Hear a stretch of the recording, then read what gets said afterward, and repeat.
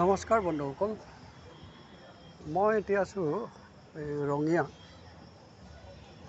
কামৰূপ জিলাৰ এখন সৰু চহৰ। ইয়াৰ পৰা এই ভূটানলৈ বাছ যায়। মই এতিয়া ভূটানৰ বাছ ষ্টেচনত আছোঁ, ৰঙিয়াৰ পৰা যিটো যায় সেয়া চাওক বাছবিলাক। এইবিলাক বাছ যাব ৰাতিপুৱা 8টা বজাত আৰু আপোনাৰ ৰঙিয়া পাব প্ৰায় 9:30, মানে 1 ঘণ্টাৰ পৰা 1.5 ঘণ্টাৰ ভিতৰত সিহঁতে সময়টো কভাৰ কৰে। ইয়াত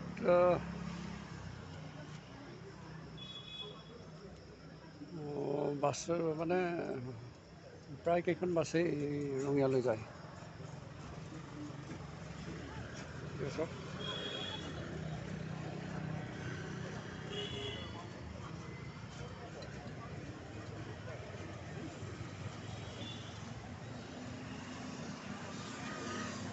এই চহৰখনত মানে কেইটামান ভাল ভাল দোকান আছে। এই যে চাওক ষ্টাইল বজাৰ, এইখন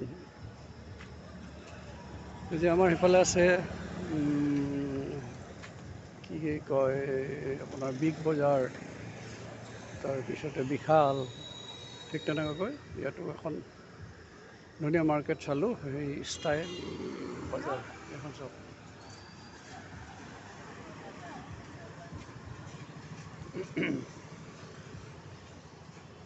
ইয়াত এনেই মই দেখিবলৈ পালোঁ মানুহবোৰ বেছ সহজ সৰল, হেল্পফুল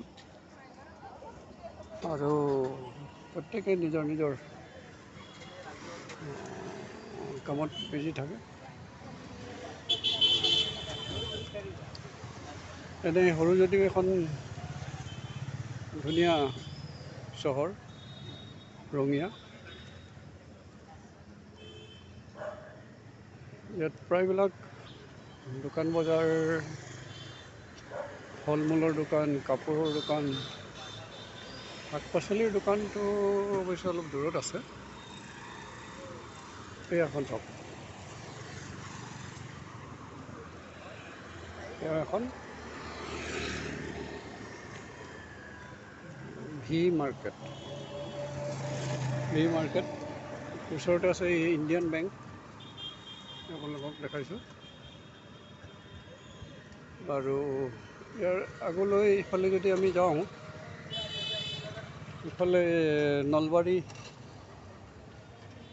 তাৰপিছত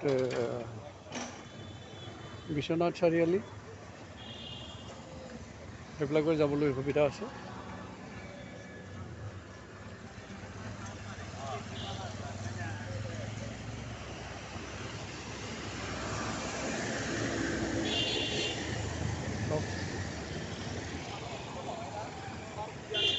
এয়াই হ'ল ৰঙিয়া। এই চহৰখন এখন পুৰণি চহৰ।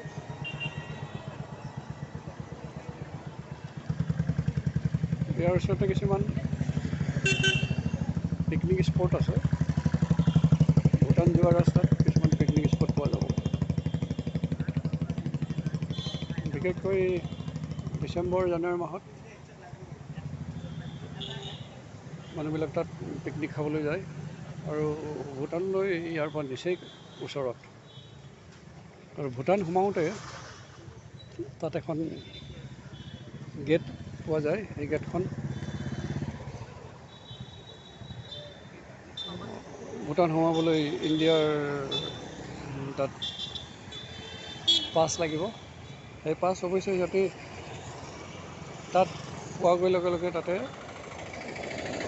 বনাই দিয়ে, কিন্তু পাছৰ এটা সময়সীমা থাকে যে আপুনি কিমান দিন থাকিব, কিমান ঘণ্টা থাকিব, ঠিক সেই সময়লৈকে পাছখন ভেলিড থাকে।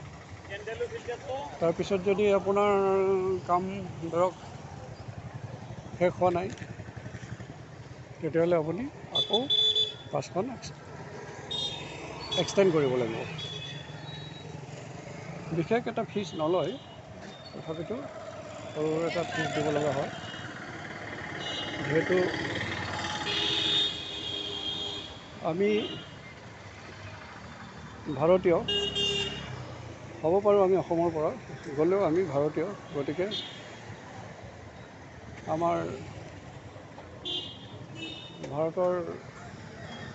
ভাৰতীয়সকলক ভূটানত সোমাবলৈ পাৰ্মিশ্যন লাগে, গতিকে সেই পাৰ্মিশ্যনটো আমি ল'ব লাগে।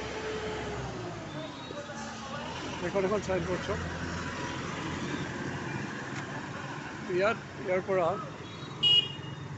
ৰঙিয়া, দৰকুচি, তামোলপুৰ আৰু ইয়াৰ দৰংগা তালৈও বৰ বেছি দূৰ নহয়, ইয়াত চব 48 কিলোমিটাৰ,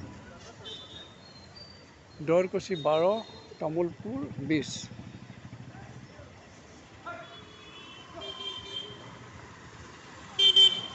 ধুনীয়া সুবিধা আছে যাবলৈ।